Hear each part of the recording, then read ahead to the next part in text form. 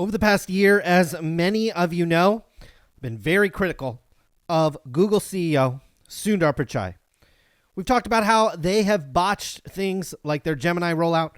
They have seemingly allowed Microsoft to take the lead when it comes to AI. They've even maybe taken a back seat to a certain degree on online advertising to the Meta, Facebook, and TikToks of the world.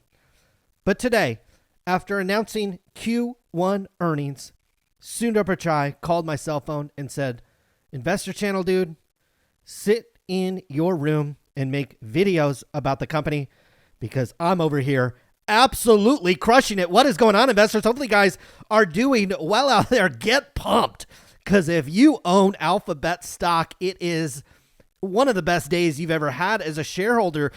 And look, over the last year, shares of Google up 47%, even year to date. Shares of Google are up 11%. But after the company announced Q1 earnings after the bell, where they saw revenues pop up over 15.4%, beating expectations by nearly $2 billion, beating on the bottom line as well. Shares of Google are absolutely skyrocketing, up over 13% in the after hours, making a Meta-like move to a brand new fresh high, up over $175 per share. We got to go through these because they are absolutely spectacular. Like we said, revenue coming in at $80.5 billion. Folks, Wall Street wasn't expecting revenue to eclipse $80 billion. In fact, the high-end estimate out of 35 well-paid analysts over on Wall Street was at 80.1. The midpoint was for 78.7, and we just put up 80.5. Sundar Pichai came over and slapped me in the face a couple different times and said, "Boy, I know exactly what I'm doing." Not only did they expand the revenue, which we'll go through here in a second, by over 15%, operating income skyrocketed. Operating margin, which is basically is just your profit margin, went from 25% last year all the way up to 32%. 32% gross margin is fantastic. 32% operating margin is even better. What we have to do with Google, and one of the reasons why, and I'll talk about, there's several reasons why the stock is skyrocketing, but when you put up a quarter that beat expectations by over $1.8 billion, it brings into question the upcoming quarters as well. Q2 was pegged at $83 billion. We got to imagine the high-end estimate close to $86 billion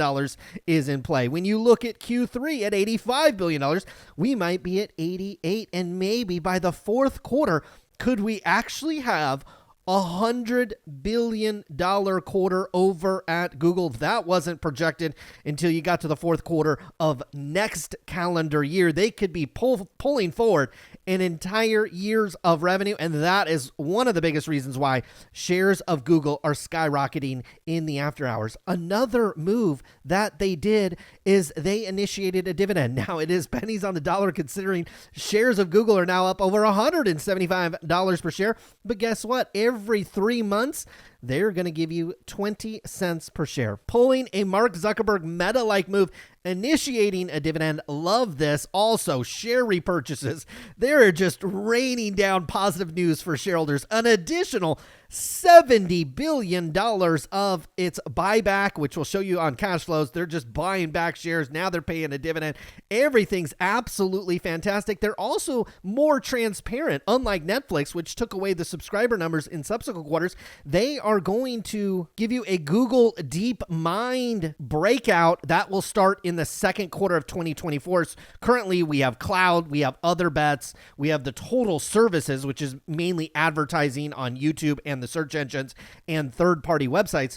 Well, now we're going to get DeepMind. It is absolutely one of the best results that you could possibly have if you are a shareholder of Google. Now, I tell you what, people are still using search engine, guys. $40 billion all the way up to $46.2 billion.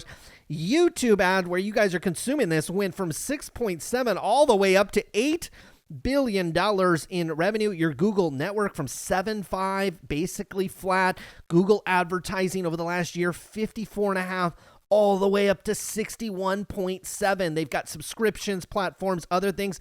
That's also soaring from 7.4 up to we'll call that $8.8 billion.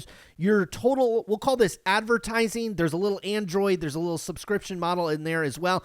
From call it 62 all the way up to $70.4 billion. But I think also why the stock is reacting so positively, look at your Google Cloud from 7.5 up to 9.5. That's got Amazon and Microsoft as well. Your other bets still basically bringing up the rear. But take a look at this. Your operating income obviously is going to be spectacular from the services, but look at your cloud business. Last year, just $200 million. This is operating income, almost basically profit, all the way up to $900 million. That means by next quarter, you're likely going to print $1 billion of operating profit from Google Cloud. And look, off of $9.6 billion. So that is still very, very solid. That's going to add $4 billion in the short run in terms of operating profit. And it's something that with this type of revenue growth, this operating profit growth is going to continue as well. We talked about how they're going to break out some DeepMind results. That's starting in the second quarter. Obviously, the dividend and the share repurchases as well. It doesn't get much better than this, but when you come over to the balance sheet, actually it does. Look at this, $108 billion in cash. And unlike Microsoft and unlike Apple, which have really levered up their balance sheet, and no one's saying that that's a bad idea, given the interest rates that they're borrowing at, but Google hasn't done that. Google only, and I say only, has $13.3 billion worth of long-term debt on their balance sheet. You look at Microsoft, it's way higher than that. Apple is like in the triple digits. So this company is flush with cash. They love an opportunity to buy TikTok. The regulators aren't going to allow them to do that. What is Google going to do with their $108 billion? Well, they're going to pay you some dividends and they're going to buy back the shares. But in the meantime, they're going to print more operating profits, and we'll get to it second, more operating cash flows. Here's your $80 billion. Sundar Pichai is just saying, I'm an absolute clown for ever criticizing this guy.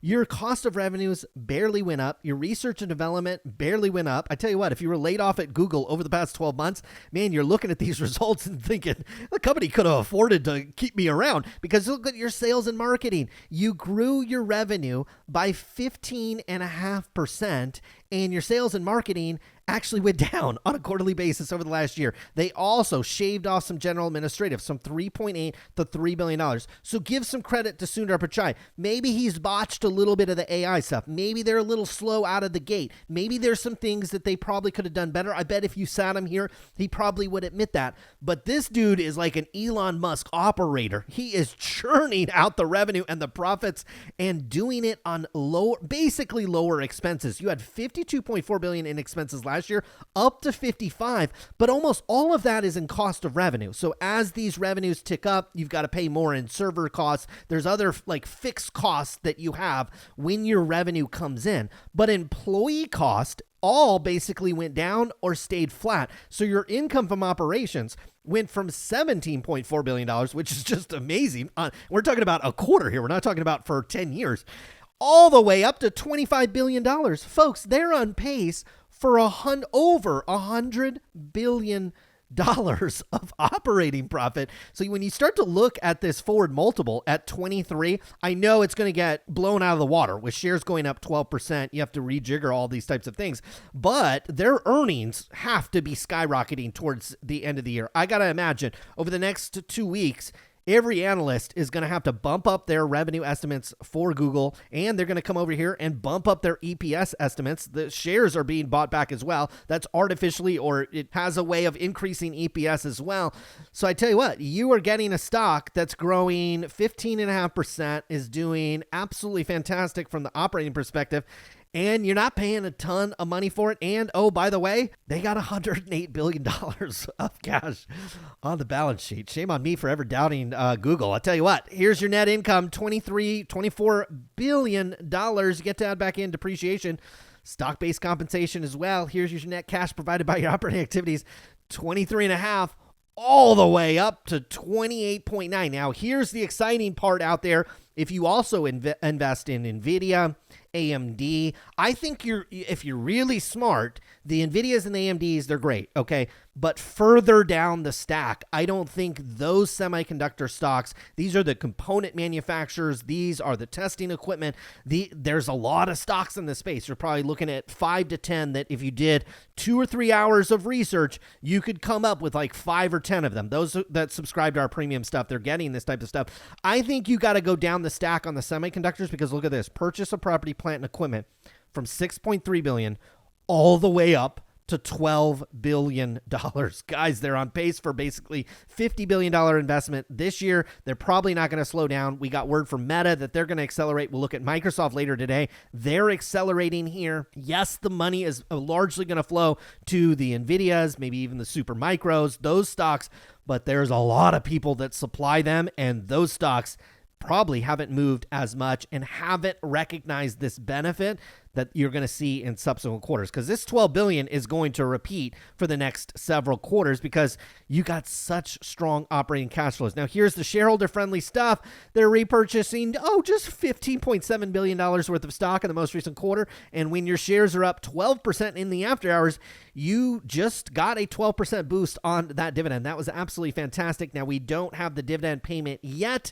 They did chip off a little bit of long-term debt, refinancing maybe a portion of it. Guys, it doesn't get any better than this. We've gapped up in a similar fashion as Meta. So Google made some highs almost right around the same time Meta and most stocks did, right around November of 2021. Then we kind of crapped out for a while, and we made new highs, obviously more recently. And then boom, after earnings, we're gapping up into a new stratosphere. Meta did the same thing, okay? It made highs back in September, October of 2021, then made new highs more recently, and then boom, reported earnings. This was last quarter, shot up. I honestly think you're going to have a similar pattern here. You're going to shoot up with Google, and then you're probably going to have a momentum ride upwards because there's just going to be a lack of sellers up at this area. When you look at these financials, you also have to, again, realize that analyst estimates were not way off, but they were off, and they're going to have to get revised all forward. It's going to make the forward multiple on this one a little tricky if you just come here and look at websites. I think you've got an opportunity in the shorter run if you like Google. There's an opportunity to play this kind of like gap and shoot type of thing. So we're going to gap up here. We'll see where this settles down on Friday, but you're probably going to gap up here in the 170 range. But I think over the next 2 months, you could walk this up into like the 180s, 190s. So there's some short-term stuff. And I'm on a weekly chart here. You are on this longer-term trend with Google, which is represented by this large red line that stretches back all the way to 2009. Yes, you are way overextended on it. That's why I would play this one maybe shorter-term kind of revenue kind of thing. But any pullback, obviously, to the longer-term trend, which seems a little crazy right now. But over time, this will stretch out anywhere kind of in this 150, 180 range for Google, given these strong results, given the fact that they continue to reduce costs. We'd love to see them execute a little bit better on the product side, but from a financial perspective, it really doesn't get much better than this. And now you're getting a dividend and $70 billion more in buyback, and you got $100 billion in cash. That all adds up to a winning investment. Guys, hopefully you enjoyed today's video. We'll be back again later today. I got Microsoft and, we got to talk about Intel as well. We'll be back later. Good luck with your investments.